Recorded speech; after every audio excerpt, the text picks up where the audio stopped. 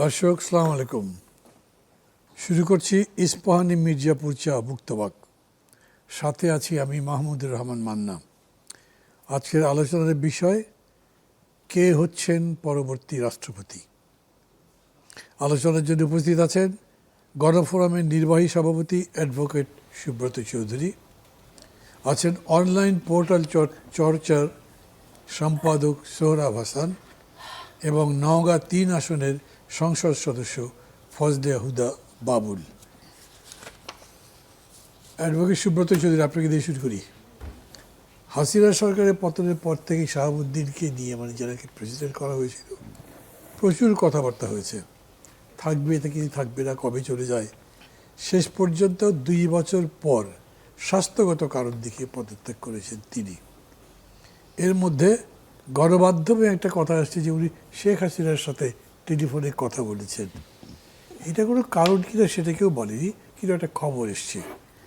সামগ্রিক ব্যাপার থেকে কি মনে করেন আপনি? এত তড়িঘড়ি করে তার পদত্যাগ করা হলো কেন? ধন্যবাদ মান্না ভাই, সহ-আলোচকবৃন্দ। আসলে আমার কাছে মনে হচ্ছে না এই বিষয়টাকে আমরা অতি গুরুত্ব দিচ্ছি। এত গুরুত্ব দেওয়ার বিষয় না। কেউ আসবে, কেউ যাবে, হয়তো আরও আগে গেলে ভালো হতো। কিন্তু বিএনপিও মনে করেছে তাকে দিয়ে নির্বাচিত সরকার যে কদিন রাখা যায় রাখছে, কিন্তু যেতে তো হবেই, তাই না?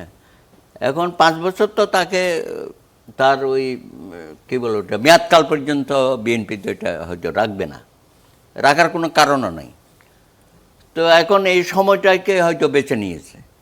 তা আমি মনে করি এটা নিয়ে এত নাটক বা অতি নাটক করার কিছু নাই। কথা তো বলতেই পারে, এটা লন্ডনে গিয়ে কথা বলতে হবে এটা তো না, এটা এখানে থেকেও তো কথা বলতে পারে। আমরা তো শাহাবুদ্দিন সাহেবের সাথে কথা বলি, যেহেতু আমাদের সমসাময়িক ছাত্রজীবন থেকে বন্ধুত্ব।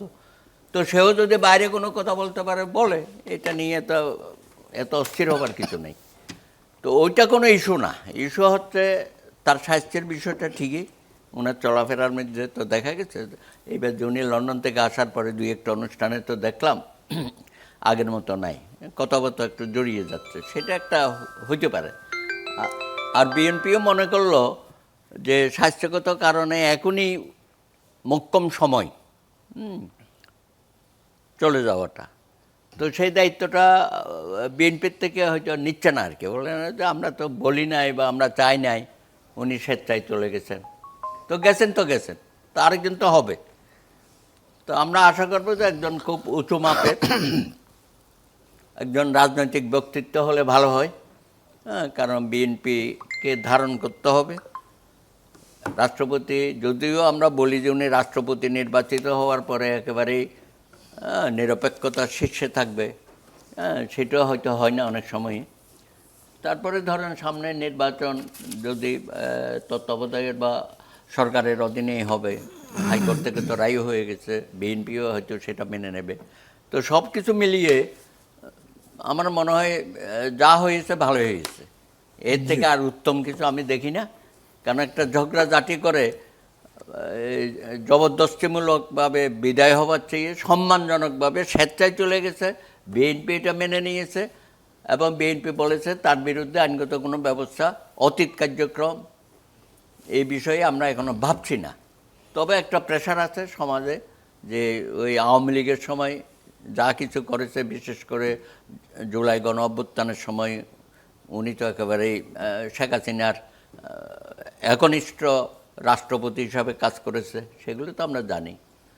তা আমরা আশা করি এই রাষ্ট্রের সর্বোচ্চ পদটাকে নিয়ে আমরা যেন আর বিতর্ক না করি। আপনি যে জবরদস্তি বললেন বা রাগ করি বললেন, এগুলোর কোনো সুযোগ আছে কি? ধরেন বিএনপি যদি সিদ্ধান্ত করে যে তাকে যেতে হবে, উনি কি করতে পারেন? তাকে তো চলেই যেতে হবে। না, সেই কাজ সেটা করে নাই বিএনপি। বিএনপিকে ধন্যবাদ যে তারা অন্তত এই মেসেজটা দিয়েছে। তারা একে জনাব শাহাবুদ্দিন সাহেবকে যাওয়ার জন্য বাধ্য করে নাই। এখান থেকে অন্তত সোহরাব হাসান কি বলবেন? ধরেন স্পিকার তো বাইরে ছিলেন, উনি অসুস্থ ছিলেন, চেক আপে গেছেন, ওনাকে কিন্তু কল করে আনা হয়েছে। So that was urgent. যেরকম করে দাদা বলছেন যে এটা এমন কিছু ছিল না, নর্মাল প্রসেসে হয়ে গেছে, এটা একদম কীরকমই নাকি? ধন্যবাদ মান্না ভাই এবং সহোদরী আলোচক। আমারও এখানে একটু কিন্তু আছে। আমার মনে হয় না যে একেবারে সহজ এবং পুরোপুরি স্বস্তিদায়ক ছিল বিদায়টা সাবেক রাষ্ট্রপতির। যদি এখানে বিএনপি অনেকগুলো কৌশল নিয়েছে।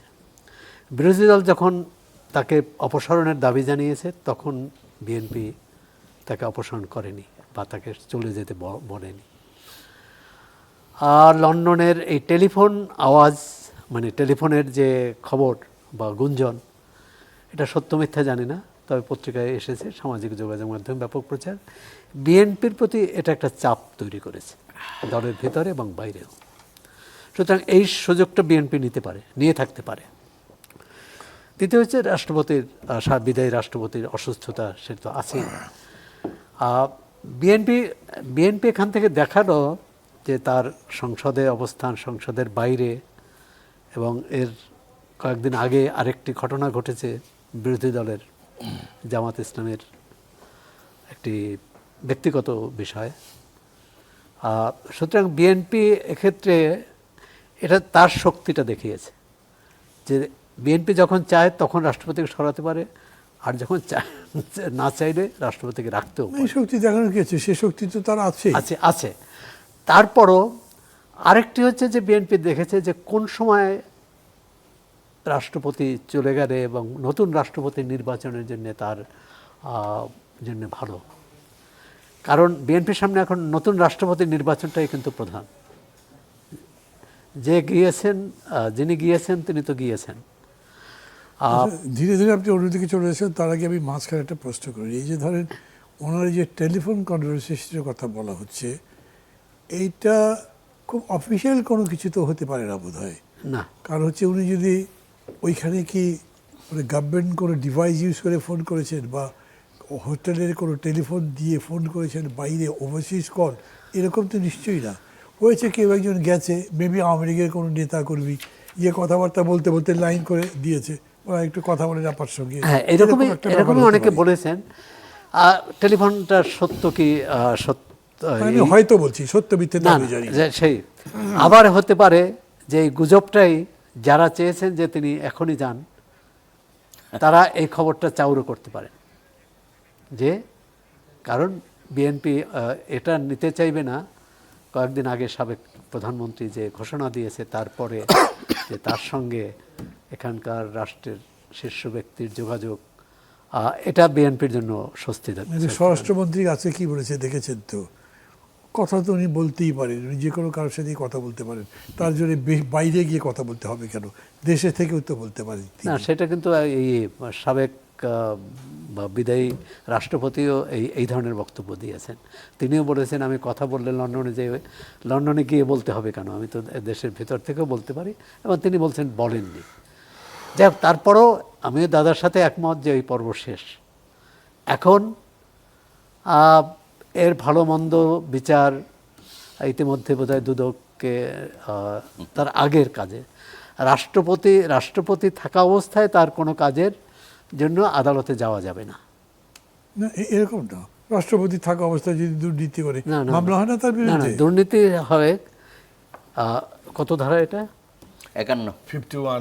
51-এ তার সিদ্ধান্তের দুর্নীতি হতে পারে, তার কোনো সিদ্ধান্তের জন্য তাকে আদালতে জবাবদিহি করতে হবে না বা জবাবদিহির আদালতের মুখোমুখি হতে হবে না। এটি হচ্ছে তার, অর্থাৎ রাষ্ট্রীয় দায়িত্ব পালনের ক্ষেত্রে। এখন উনি একটা দুর্নীতি করলেন, ক্ষমতায় দুর্নীতি তো রাষ্ট্রীয় দায়িত্ব না, দুর্নীতি রাষ্ট্রীয় দায়িত্ব না। যেমন ধরেন মোহাম্মদ ইউনূসের নেতৃত্বে তত্ত্বাবধায়ক অন্তর্বর্তী সরকার শপথ নিয়েছেন। এটা নিয়ে কিন্তু অনেক আইনজীবী, দাদার বন্ধুরা অনেকে বলছেন যে এটা সংবিধান সম্মত হয়, এটা সংবিধানের বাইরে যে এটি করেছে। তা এখন এই কারণে তাকে আদালতে মুখোমুখি করা যাবে না, আমি যতটুকু বুঝি ওই ধারার অর্থ। সাধারণভাবে এটা সত্যি, কিন্তু বিশেষ অবস্থা যদি সেরকম দুর্নীতির বিষয় হয় সেটা না, দুর্নীতির বিষয় হবে। কারণ হোসেন মোহাম্মদ এরশাদ, তিনিও সাবেক রাষ্ট্রপতি ছিলেন, তিনি দুর্নীতি দায়ে দণ্ডিত হয়েছিলেন। নৈতিক খন্দকার খন্দকার খন্দকার মোস্তাক আহমেদও কিন্তু দুর্নীতির দায়ে দণ্ডিত হয়েছিলেন। এর আগে তো অন্য কোনো রাষ্ট্রপতি দণ্ডিত হয়েছে বলে জানা নেই, তবে দুজন রাষ্ট্রপতি তো সেনা অভ্যুত্থানে মারা গেছেন। আর সুতরাং বাংলাদেশের রাষ্ট্রপতিদের বিদায়টা কিন্তু কোনো খুব বেশি ব্যতিক্রম ছাড়া সুখকর হয়নি। যে রাষ্ট্রপতি বিচারপতি শাহাবুদ্দিন, তাকে প্রথমবার সব দল মিলে দায়িত্ব দিলেন এবং তার শর্তও মেনে নিলেন তিনি আবার আদালতে ফিরে যাবেন, কিন্তু তার বিএনপি কিন্তু শেষ দিকে যে তিনি যেতে পারেন কি পারেন না এটা নিয়ে একটা বেশ বিতর্ক হয়েছিল এবং তৎকালীন তথ্যমন্ত্রী তিনি বলছিলেন যে আপনারা সিদ্ধান্ত নেন, মানে কি করবেন, রাষ্ট্রপতি কাকে নির্বাচিত করবেন, না হলে আমার পক্ষে যাওয়া সম্ভব না। কিন্তু তৎকালীন যে কেন আপনার ওই দ্বাদশ সংসদ, আচ্ছা আচ্ছা সেটা তো পরে দ্বাদশ সংসদ হওয়ার আগে তখন তখন যে তথ্যমন্ত্রী ছিলেন পরে, হ্যাঁ শামসুল হুদা, আরে না মারা গেছে উনি ব্যারিস্টার ব্যারিস্টার আরে ব্যারিস্টার নাজমুল হুদাই তো, নাজমুল হুদা সেটাই বললাম। তিনি বলেছিলেন না তিনি যেতে পারেন, তিনি পদত্যাগ করতে পারেন, স্বেচ্ছায় পদত্যাগ করতে পারেন। কেন, মানে কি কি যুক্তিতে? সেটা ছিল শারীরিক অসুস্থতা এবং শারীরিক বা মানসিক অসুস্থতা এবং অসামর্থ্য যদি হন। তো উনি তখন 60 বছরও হয়নি সম্ভবত, কারণ নাহলে আবার প্রধান বিচারপতি পদে যাবেন কি করে। তাকে অসুস্থ বানিয়ে তাকে পদত্যাগ করতে হবে এরকম একটা চাপ দিয়েছিল। পরে কিন্তু তিনি নিজে হাতে বক্তৃতা নিজে হাতে লিখে সেটা পাঠ করেছিলেন টেলিভিশন এবং বেতারে, এবং বলেছিলেন যে এটা মোটেই সত্য নয়। পরবর্তীকালে তো একটা আপসরফা হলো, তিনি চলে গেলেন। আর পরবর্তীকালে সাবেক প্রধানমন্ত্রী শেখ হাসিনা যে বললেন যে আপনি যদি রাষ্ট্রপতির দায়িত্ব না নেন তাহলে আপনার বাড়ির সামনে যে আমি অনশন করব, তাকে নিলেন এবং এটা বেশ প্রশংসিত হয়েছিল যে তার মতো ব্যক্তিকে রাষ্ট্রপতি করা এবং পূর্ণাঙ্গ রাষ্ট্রপতি, তখন আর ভারপ্রাপ্ত না।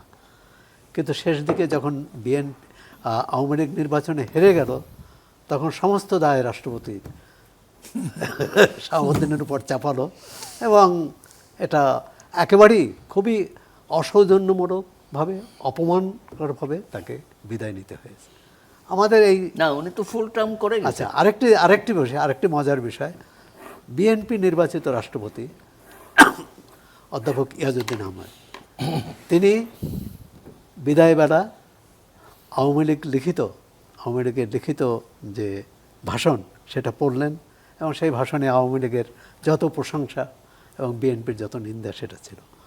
আবার আওয়ামী লীগ নির্বাচিত রাষ্ট্রপতি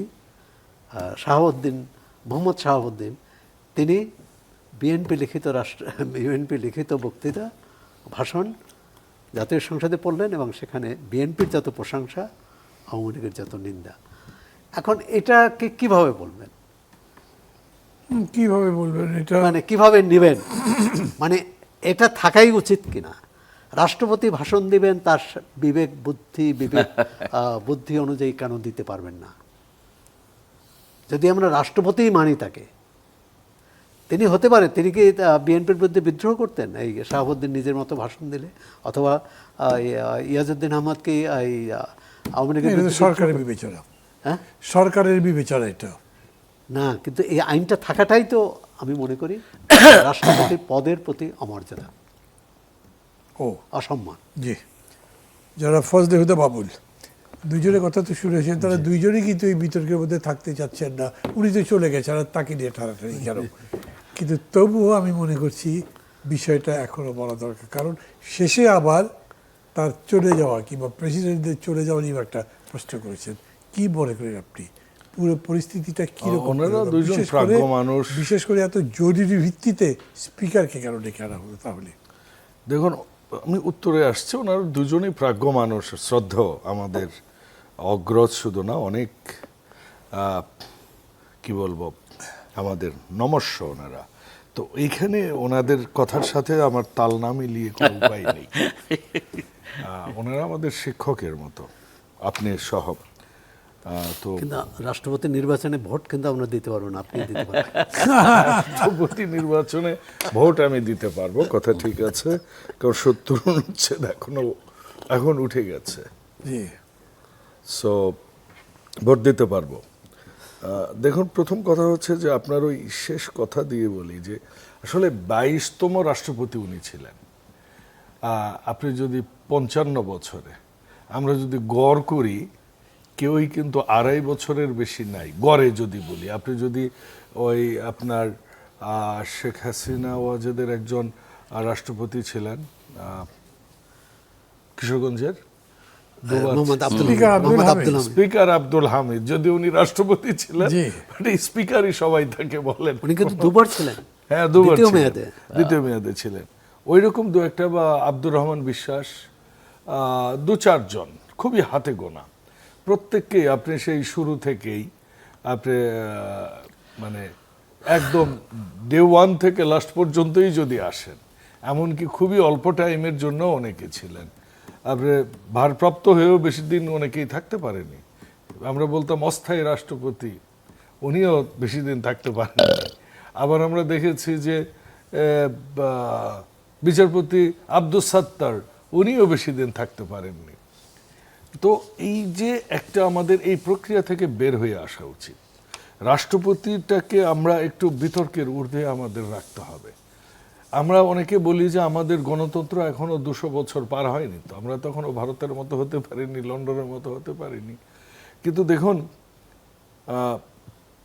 দক্ষিণ কোরিয়ার রাষ্ট্রপতিও বোধহয় গত 24 তারিখেই বোধহয় একটা রায় এসেছে, আপিল বিভাগ যেটাকে আপহোল্ড করেছে, যে তার রাষ্ট্রপতি থাকার সময় যে ক্ষমতার অপব্যবহার করেছে, এই কারণে তাকে মৃত্যুদণ্ড, তার যে অধস্তন আদালত যেটা দিয়েছিল সেটাকে আপহোল্ড রেখেছে। এটা 24 তারিখের ঘটনা, সিওলের, দক্ষিণ কোরিয়া। তো আমাদের দেশে আমরা দেখেছি যে এরশাদ সাহেবকে দেখেছি। এটা একটা আজব সোসাইটিতে আমরা আসলে আবার ওই সামাজিক কথা আগের মতো বলতে হচ্ছে।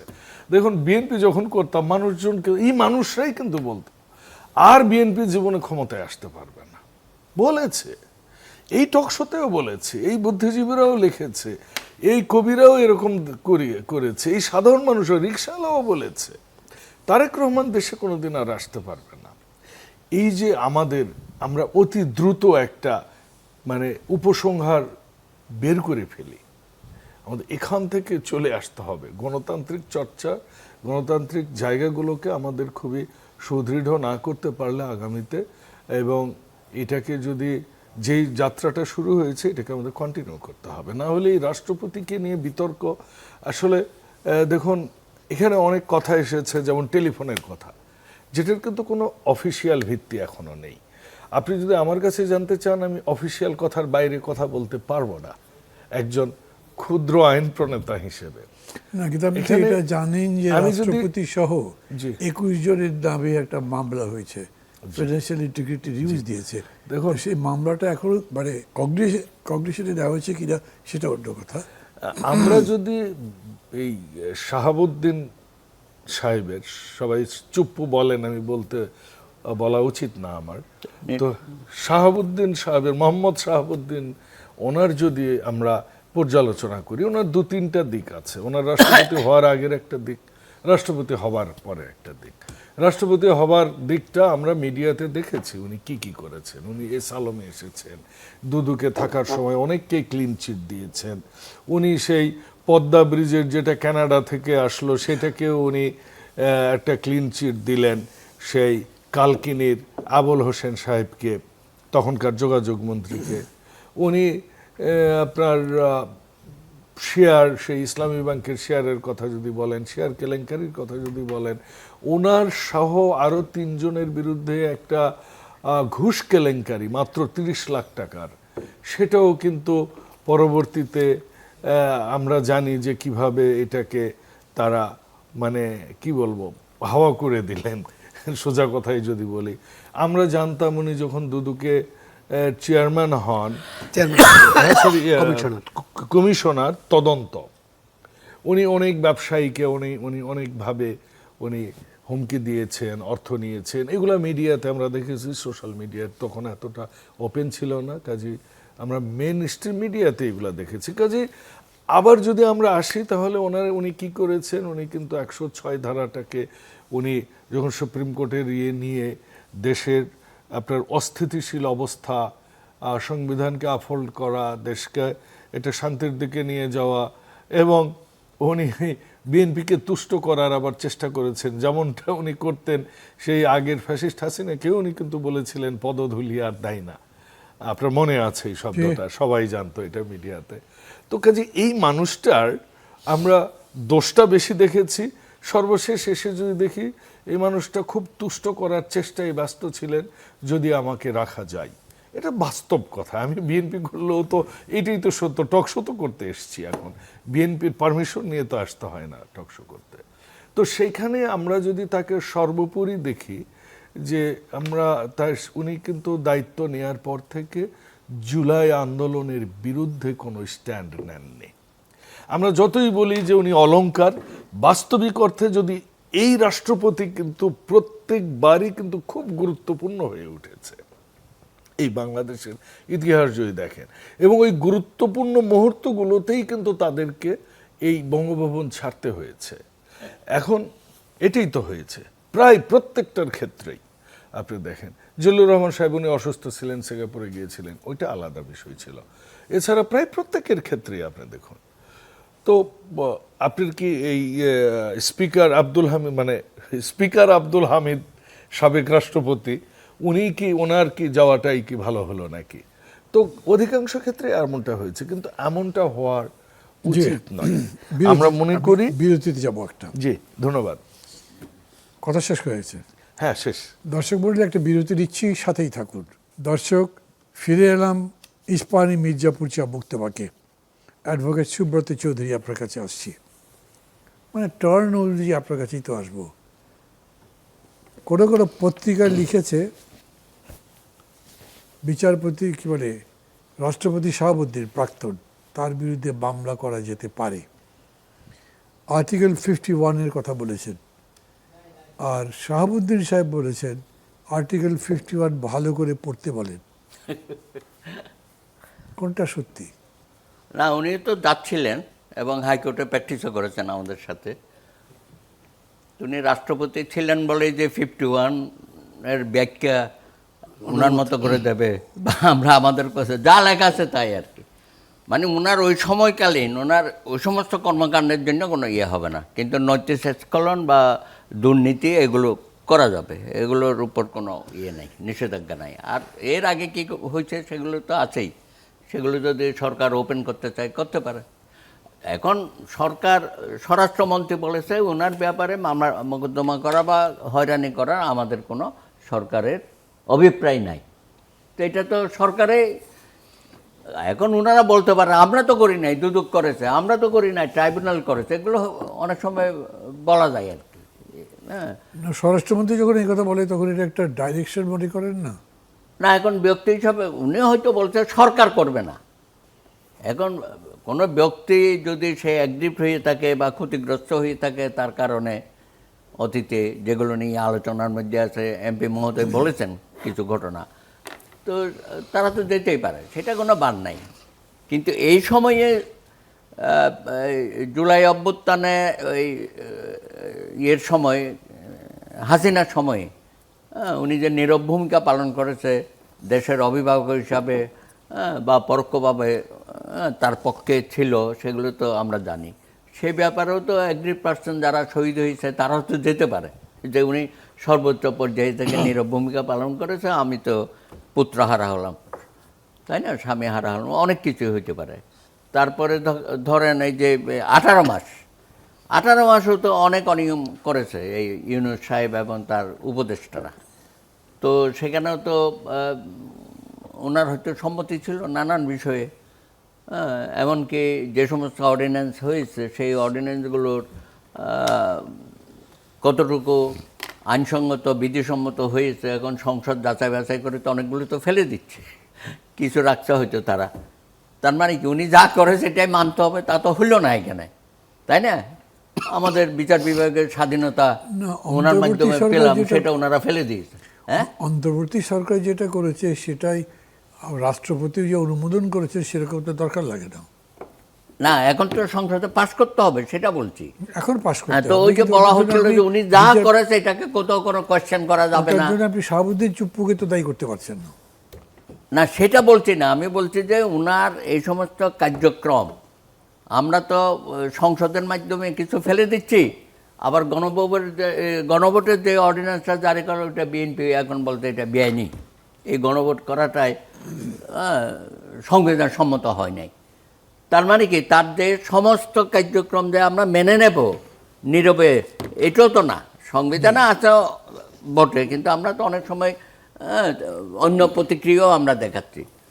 আর প্রশ্নটা হচ্ছে 51 অনুচ্ছেদ কি রাষ্ট্রপতিকে এরকম কোনো সুরক্ষা দেয়? না না, ওখানে শুধু বলা হয়েছে ওনার এই কার্যকালীন সময়ে উনি যে সমস্ত কর্ম, যেমন ধরেন এই যে বড় বড় খুনিদেরকে কি বলে ওটাকে মাফ করে দেওয়া, বের করে দেওয়া, না, সেটা তো উনি দেননি কোনো। আছে আছে, ওনারও আছে, আগের জনও আছে। তো ওই যে অতীতে তো- আগের সময় হ্যাঁ। শেখ হাসিনার সময় আছে। অতীতেও আমরা এগুলো দেখেছি, এমনকি ভিতরে না ঢুকেও মাফ করে দিয়েছে। এটা তো যায় না আমাদের। না, কিন্তু শাহাবুদ্দিন চুপ্পুর সময় কি এটা মাপ হয়েছে? আমার মনে নাই, আমি বলছি সেটা আর কি, হয়নি, যদি সেটা এরকম হয়নি। ঘটনা ঘটো।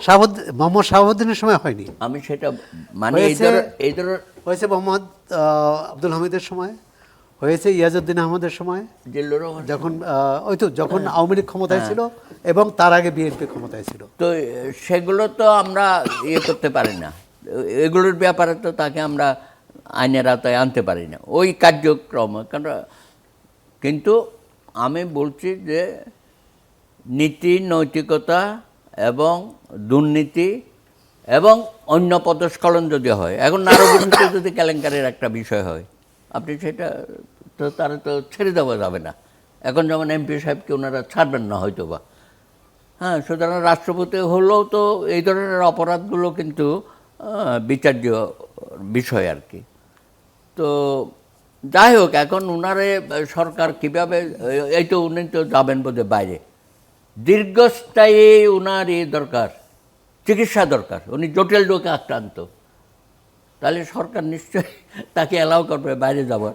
এমনও হইতে পারে উনি এবার যাওয়ার পরে হয়তো নাও আসতে পারে।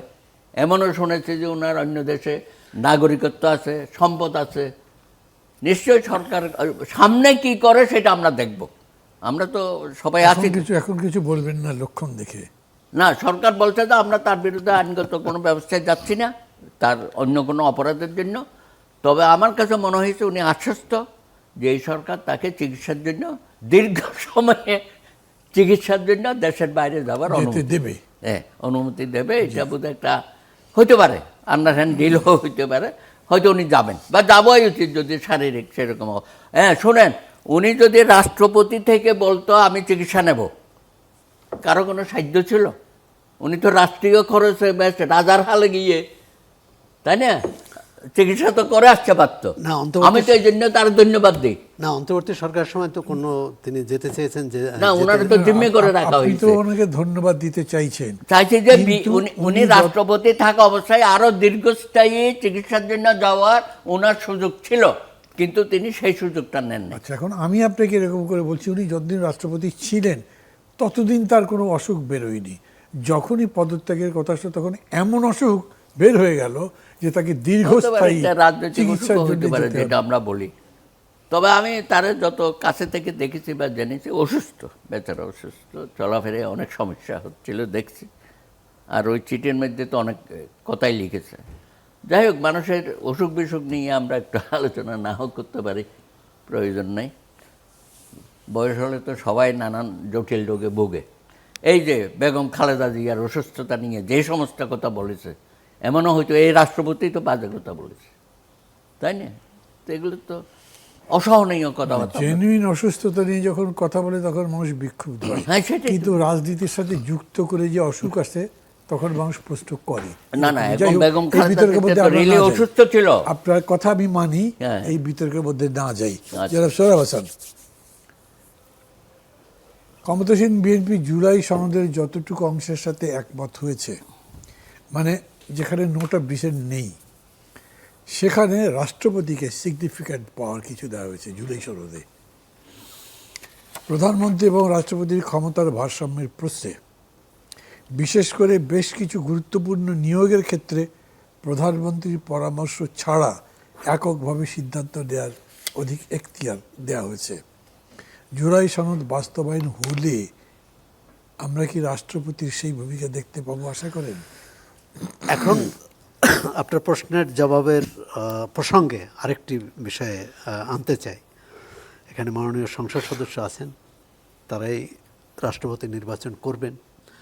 এই নির্বাচনটি মানে আমরা যে রাষ্ট্রপতি পেতে যাচ্ছি 90 দিনের মধ্যে, এই রাষ্ট্রপতি কি সংবিধান সংশোধনের পর হবে না সংবিধান সংশোধনের আগে হবে?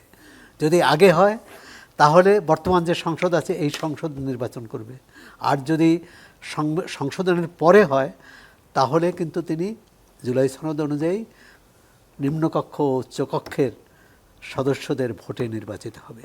সেই উচ্চকক্ষের সদস্যরা কিভাবে নির্বাচিত হবেন এ ব্যাপারে রাজনৈতিক দলগুলোর মধ্যে ঐকমত্য হয়নি। আপনি যে দুইটা ব্যাপারে বিএনপির আপত্তি, বাংলাদেশ ব্যাংকের গভর্নর এবং এনার্জির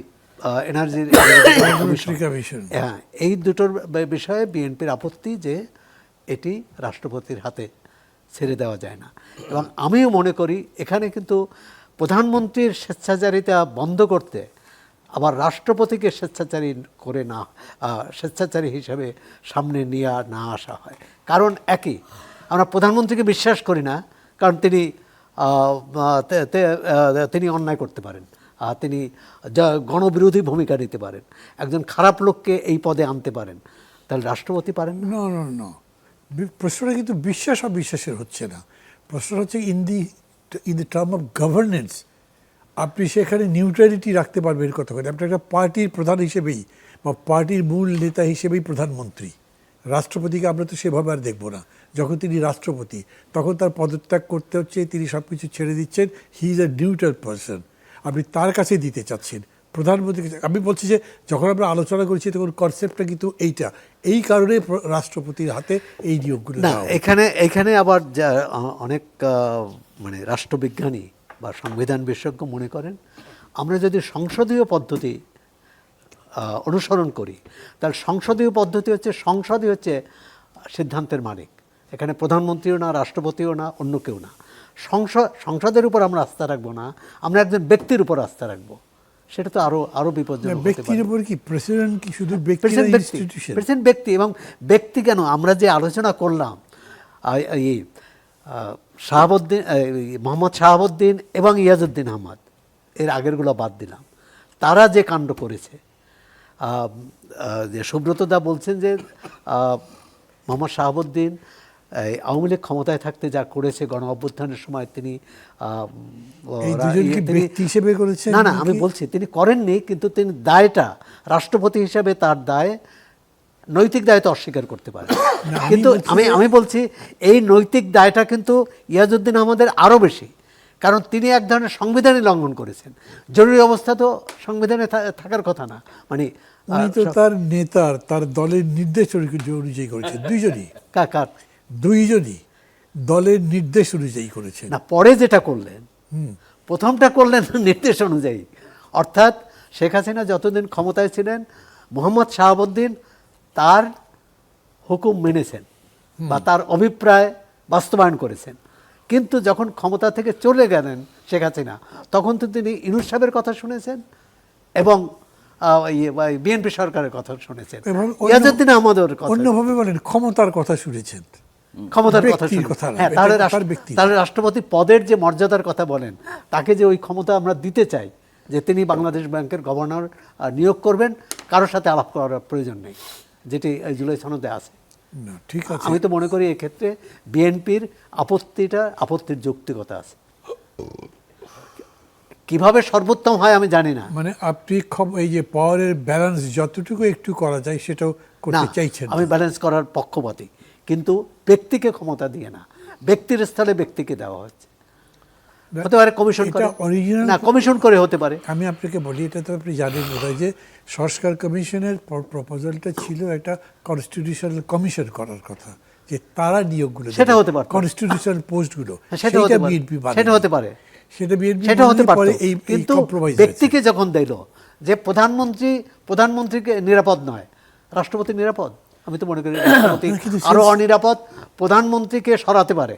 সেন্সটা আমি আবার বলি, প্রধানমন্ত্রী নিরাপদ নন হ্যাঁ। এইটা মনে করে করা হয়নি, মনে করা হয়েছে যেটা দলীয় শাসন, পার্লামেন্টারি ডেমোক্রেসিতে দলীয় শাসন তো। দলীয় শাসন। সেই দলীয় শাসনের মূল ব্যক্তিত্ব হচ্ছেন প্রধানমন্ত্রী, উনি দল চিন্তা করেই কাজটা বেশি করতে পারেন। এখন এরকম হচ্ছে না, এত কিছুর পরে তো তা হচ্ছে, ওইটার একটা ব্যালেন্স করবার জন্য প্রেসিডেন্টের হাতে দেওয়া হচ্ছে। এখন এটা অন্য পরিষদ করে বা অন্য কমিশন করে করার কথা যদি বলেন, সেটা নিশ্চয়ই আলোচনার যোগ্য। হ্যাঁ, কিন্তু আমি মনে করি ব্যক্তির থেকে এক ব্যক্তি থেকে আরেক ব্যক্তির কাছে দায়িত্ব দেওয়াটা এটা গণতান্ত্রিক না, এটা নিরাপদও না।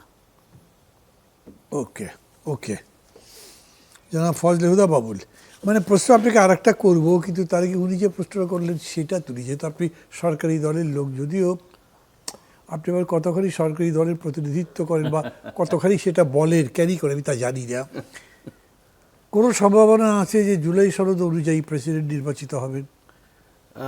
দেখুন, যেটা সৌরভ ভাই বলেছেন যে যদি সংবিধান সংশোধনের আগে হয় তাহলে অবশ্যই সেটা এই সংবিধান অনুযায়ী হবে, এটা খুবই স্বাভাবিক। দ্বিতীয় কথা হচ্ছে যে জুলাই সনদ সংবিধান সংশোধনের পর যেটা হবে সেটা সেই অনুযায়ী হবে, এটা আইনের কথা। আমি আবার প্রশ্নটা বলি, জনপ্রতিনিধি কোত্থেকে পাবেন? যে সারা বাংলাদেশের নির্বাচিত জনপ্রতিনিধি লাগবে তো জুলাই সনদে, তো আপনি তো ইলেকশনেই হবে না। যে মানে উচ্চকক্ষ যদি নির্বাচন না হয়, না প্লাস ওই যে জনপ্রতিনিধি, না না না ওইটা নাই, ওইটা নাই, ওইটা নেই, এখন শুধু দুটো ওইটা house বাতিল মিলিয়ে। করেছে। হ্যাঁ, উচ্চকক্ষ তো আসবে, সেটা আরো পরে। না, ওই যে এটা আপনি তো স্থানীয় দেখুন, সরকার- সংবিধান ওইটা সংশোধনের ওইটা বাতিল। যে কমিটিগুলো আমরা গঠনের জন্য প্রস্তাব দিয়েছি, সেই কমিটিগুলো গঠনে পাশ হলেই সংবিধান সংশোধনের উদ্যোগ নেওয়া হবে। কিন্তু রাষ্ট্রপতি 90 দিন পর্যন্ত হয়তো উনি থাকবেন, 90 দিনের মধ্যে রাষ্ট্রপতির হয়তো অস্থায়ী রাষ্ট্রপতি দায়িত্ব হস্তান্তর করবে এবং সংসদে সেটা নির্বাচিত হবার পর, এটা গণতান্ত্রিক প্রক্রিয়া।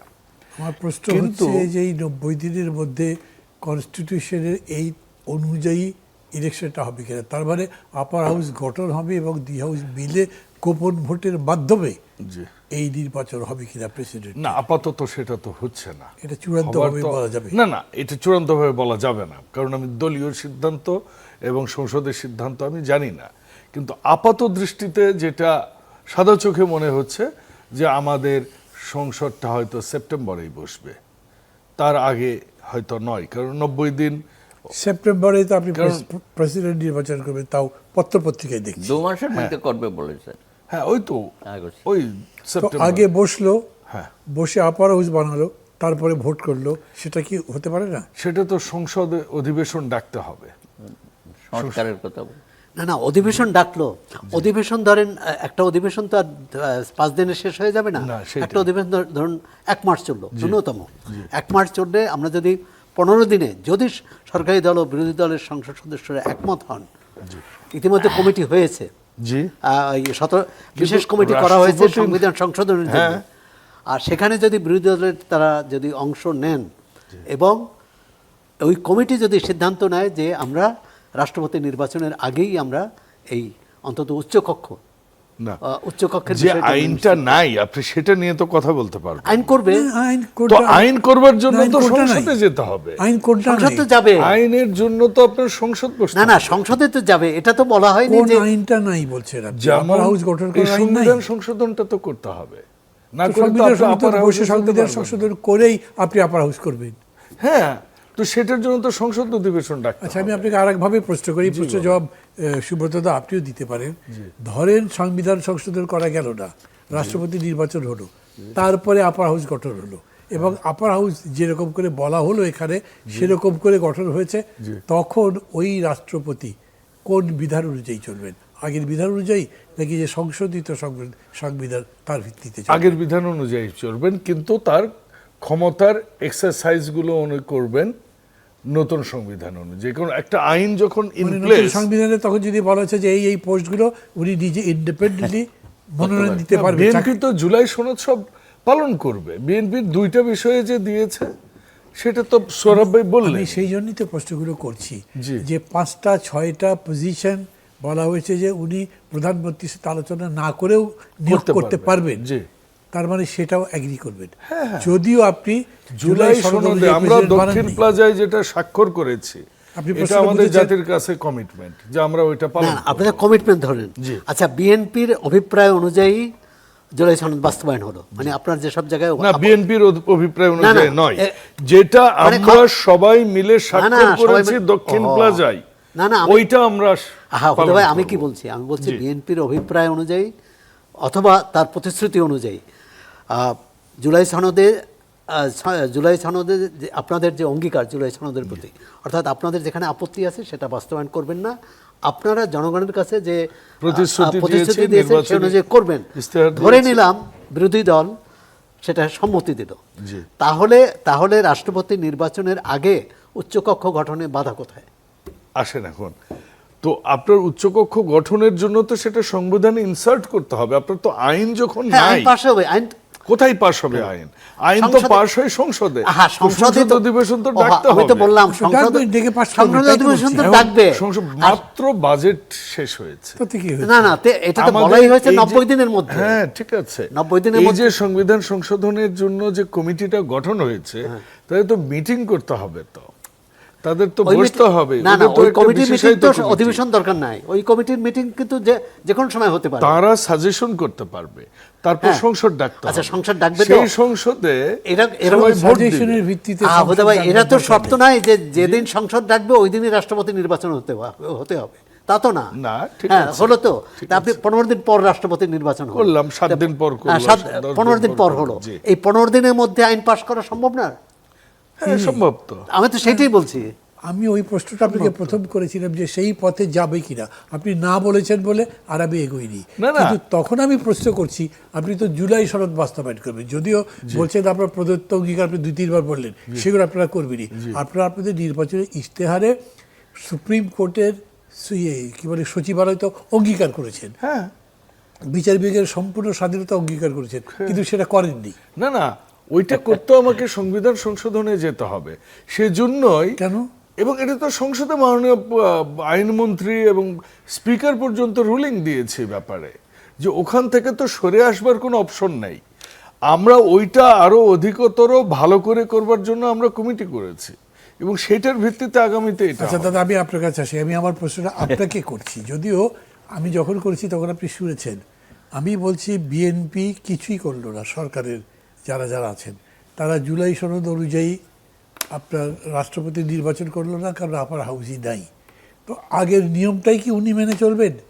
আমার তো মনে হয় এটা করবার পরে তারা আপনার ওই যে এই রাষ্ট্রপতির কাছে যে আরো আপনি অ্যাপয়েন্টিং অথরিটি দিচ্ছেন, যেটা নাই বাংলা কি বলবো এটাকে, অর্থাৎ তাকে এই জায়গাতে নিয়োগ জায়গার ক্ষমতা দেবেন। 6-7টা বলেছে না, হ্যাঁ, তার মধ্যে দুটো বাদে বাকিগুলো কিন্তু আর বিএনপি এগ্রিও করে। এগ্রি করছে।